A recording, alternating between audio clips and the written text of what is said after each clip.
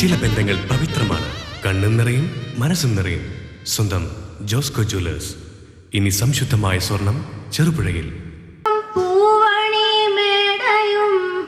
തുല്യമായി തൊഴും ശക്തിയും നീയല്ലോ, എങ്ങുമെങ്ങും നിറയും വെളിച്ചമേ, എൻ മനസ്സിൽ കുടിയിരിക്കണമേ.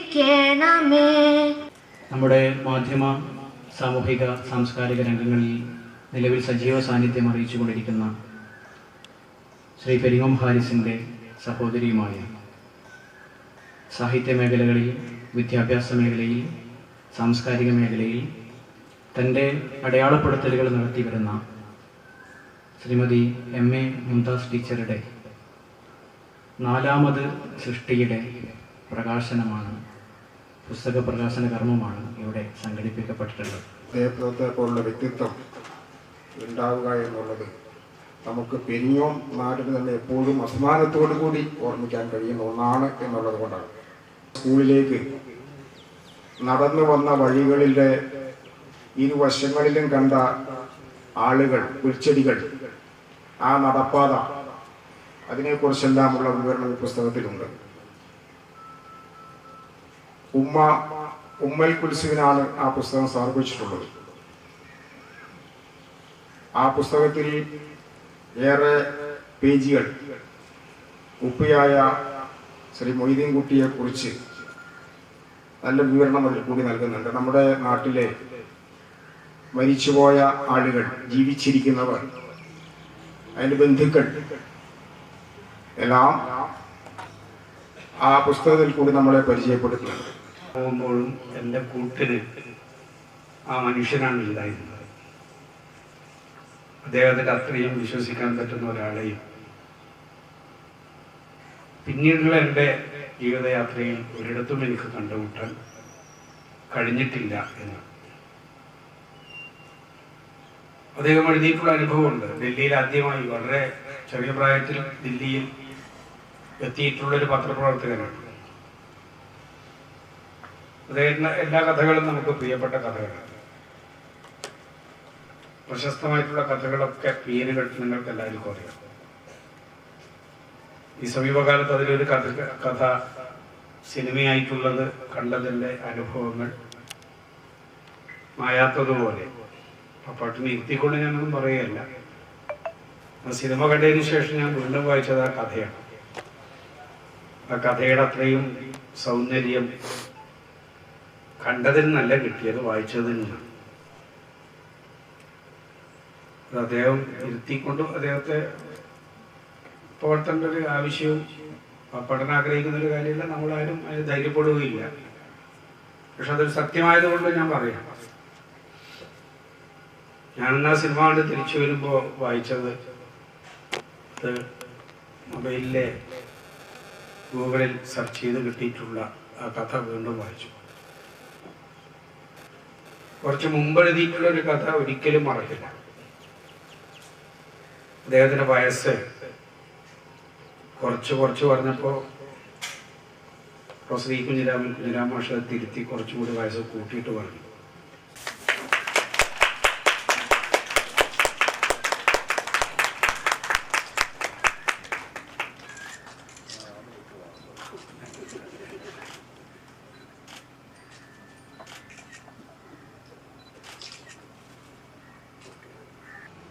ഞാനിത് പറയുന്നത് സാഹിത്യത്തിനും അതുപോലെ തന്നെയാണ്.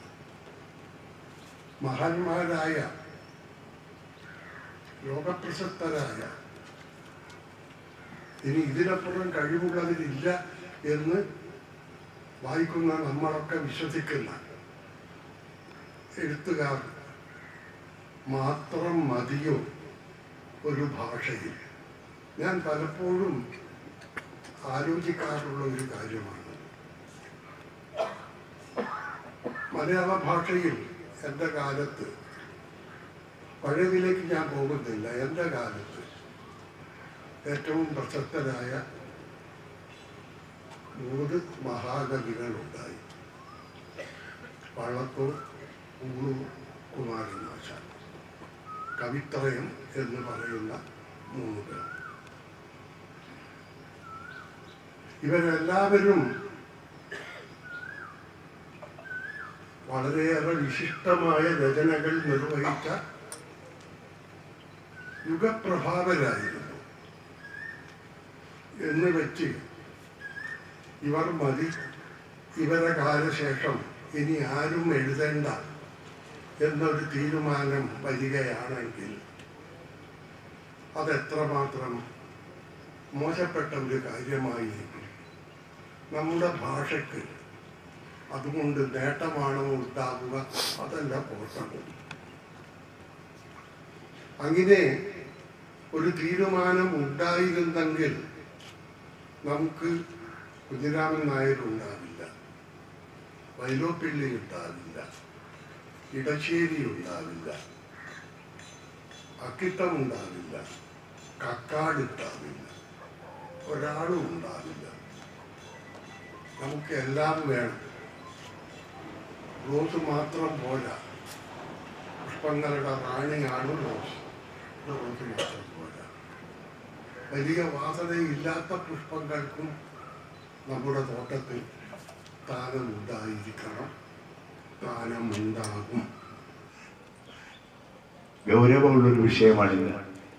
ഒരു സാഹിത്യരചന എന്ന് പറയുന്നത് നിസ്സാരമല്ല.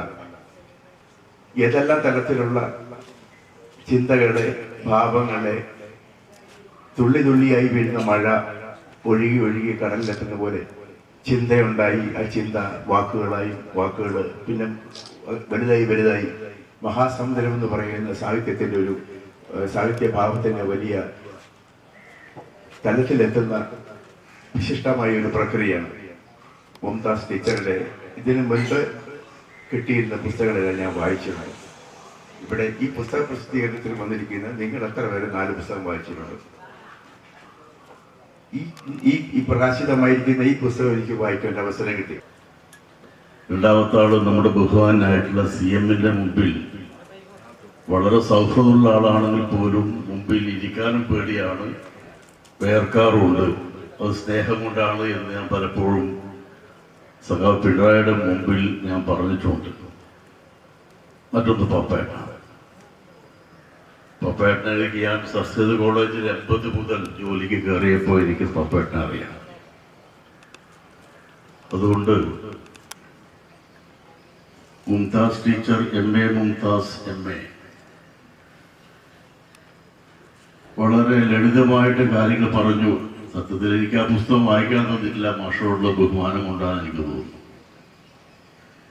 ഏതായാലും അത് ഒരു ആത്മഹത്യയുടെ ആരംഭം എന്ന നിലയിൽ കാണാൻ കഴിയും എന്നാണ് എനിക്ക് തോന്നുന്നത്.